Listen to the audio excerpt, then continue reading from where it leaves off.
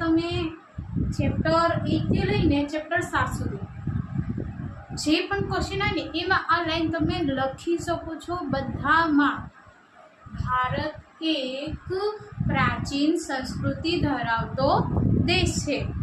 ભારતમાં પ્રાચીન ગ્રંથ કયો છે એ તમારા બોર્ડની એક્ઝામમાં પૂછવામાં આવે છે, મોસ્ટ ઓફલી આવે છે.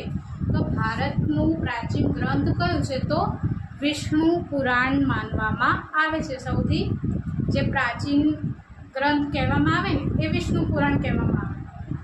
હવે એના નીચે જે લાઈન છે, ઉત્તર યત સમુદ્ર હિમાદેશચેવ દક્ષિણમ વશદત ભારત નામ ભારતીય યંત્ર સંસ્થા.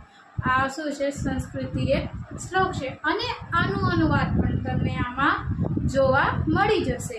એનું જો અર્થાત એનું જે અનુવાદ છે ને એ આમાં જોવા મળે છે. જો તો ભાઈ અર્થાત